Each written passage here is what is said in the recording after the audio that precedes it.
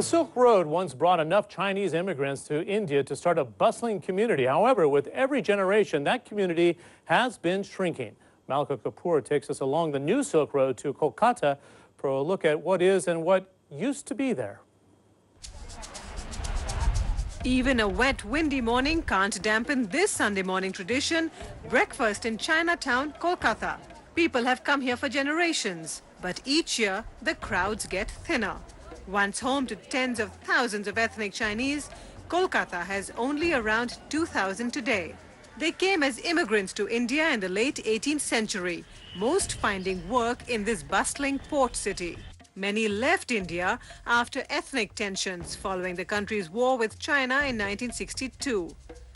Now more are leaving. Their reasons, though, are different. They go for a better future, a better life. Gina Wong was born and raised in Kolkata. Her daughters migrated to Canada 20 years ago. More job, more study, father does study in abroad. Like my daughter, the children get father study. Now the grandchildren doing a doctor, some working. Kolkata's Chinatown used to be a bustling center that revolved around the leather tanning business. That started to change in 1995 after India's Supreme Court ordered the tanneries to move out of the city because of pollution concerns.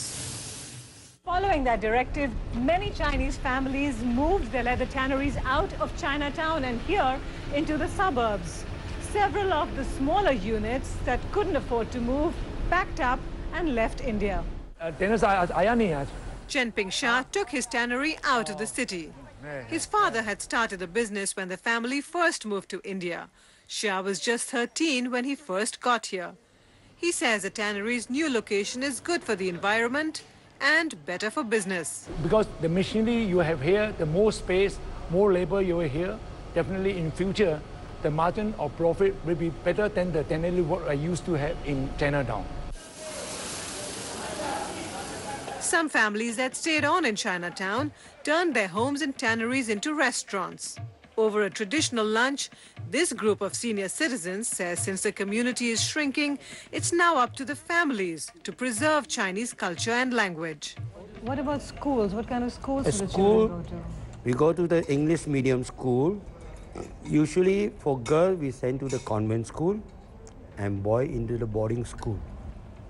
Do you have many Chinese language schools here in Chinatown, or have they shut down? Earlier, there were quite a number of them, but now have been shut down. Because there just aren't enough students? Not enough students, that's why. That's the reason. Bit sad. Yes. That doesn't stop Katie Chan from publishing the only daily Chinese newspaper in India, in Mandarin. Chan and an assistant source news from the internet and prepare the layout manually. The circulation used to be 800. Today, it's 180. Why? Now it's decreased. Young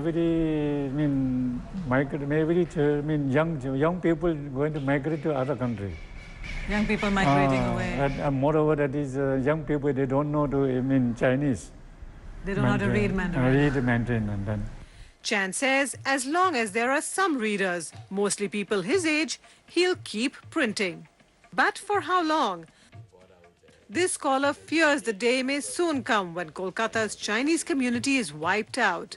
But Paul Chung says, you never know, things could change. So those who are gone abroad, many of them are returning every year on Chinese New Year. Because most of the Chinese working in China, they go back home. Same here, that is, go back home.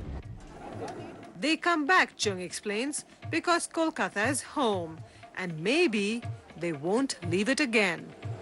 Malika Kapoor, CNN, Kolkata, India.